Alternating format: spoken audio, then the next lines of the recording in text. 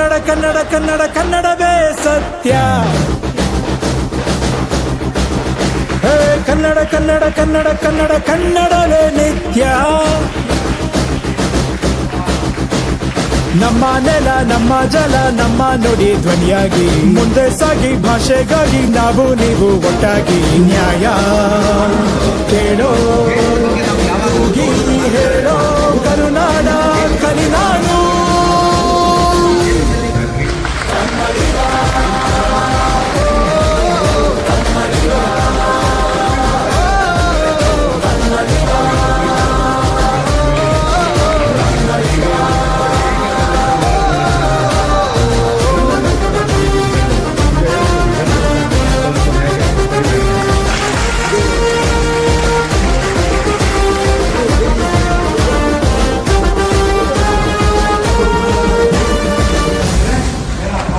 ಕಲಿಯೋ ಕಲಿಸೋ ತಿದ್ದಿ ತಿಳಿಸೋ ನಮ್ಮ ಭಾಷೆ ಪ್ರಾಚೀನ.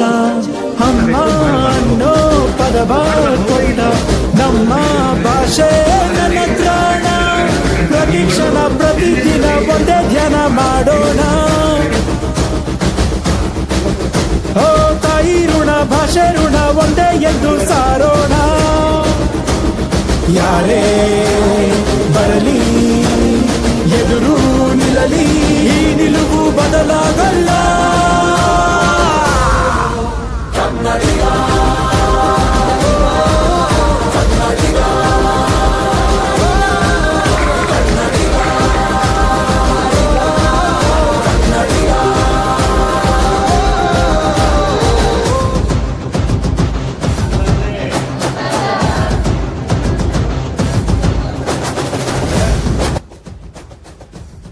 ನಮಸ್ಕಾರ.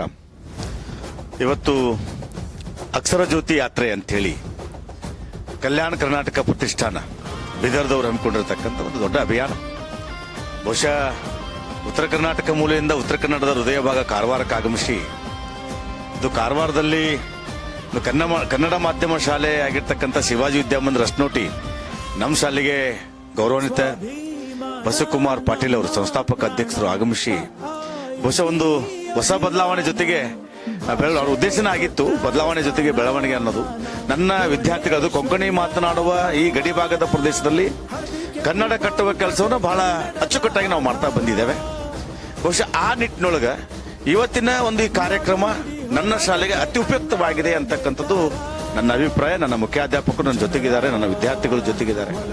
ಬಹುಶಃ ಬಸವಕುಮಾರ್ ಪಾಟೀಲ್ ಅವರ ಪ್ರತಿಯೊಂದು ನುಡಿಗಳು ಕೂಡ ನನ್ನ ಮಕ್ಕಳಿಗೆ ಮನಸ್ಸಿಗೆ ಮತ್ತು ಮೆದುಳಿಗೆ ಆಹಾರ ಆಗಿದೆ ಅನ್ನೋದನ್ನ ನಾನು ಘಂಟಾಘೋಷವಾಗಿ ಹೇಳಲಿಕ್ಕೆ ಇಚ್ಛಿಸ್ತೇನೆ. ಬಹುಶಃ ಇಂಥ ಯಾತ್ರೆಗಳು ಆಗಬೇಕಾಗಿತ್ತು.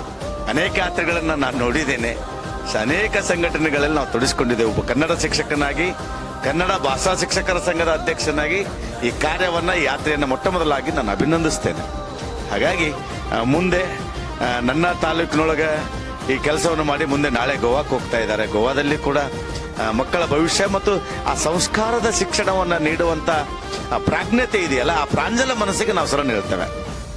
ಹಾಗಾಗಿ ಶಿವಾಜಿ ವಿದ್ಯಾಮಂದಿರ ಅಸ್ನೋಟಿ ಪರವಾಗಿ ಬಹುಶಃ ಎನ್ ರಮೇಶ್ ಅವರು ನನ್ನ ಇಲ್ಲಿ ಸುರಿಸ್ಕೊಳ್ತೇನೆ, ಸಾಹಿತಿಗಳು ಕೈಗಾದವರು. ಅವರು ನನ್ನ ಶಾಲೆಯನ್ನ ತೋರಿಸಿ ಅದೊಂದು ದಿಕ್ಸೂಚಿಯನ್ನ ಕೊಟ್ಟು, ಆ ದಿಕ್ಸೂಚಿ ಜೊತೆಗೆ ನಮ್ಮನ್ನ ದಿಗ್ದರ್ಶನ ಮಾಡಿಸಿದಾರಲ್ಲ, ನಿಜವಾಗ್ಲೂ ಸ್ಮರಣೀಯ ಅಂತಕ್ಕಂಥ ಮಾತನ್ನ ಹೇಳ್ತಾ ಮತ್ತೊಮ್ಮೆ ಅಕ್ಷರ ಜ್ಯೋತಿ ಯಾತ್ರೆ ಕಲ್ಯಾಣ ಕರ್ನಾಟಕ ಪ್ರತಿಷ್ಠಾನ ಬೀದರ್ದ ಪ್ರಯತ್ನಕ್ಕೆ ನಾವೆಲ್ಲ ವಿದ್ಯಾರ್ಥಿಗಳು ನಮ್ಮ ಶಾಲೆ ಪರವಾಗಿ 1000 ಶರಣಗಳನ್ನ ಅರ್ಪಿಸ್ತಾ ಅವರ ಯಾತ್ರೆ ಯಶಸ್ವಿ ಆಗಲಿ ಅಂತೇಳಿ ಶುಭಾಶಯಗಳನ್ನು ಕೋರ್ತಾ ನನ್ನ ಮಾತು ಮುಗಿಸ್ತೇನೆ. ನಮಸ್ಕಾರ.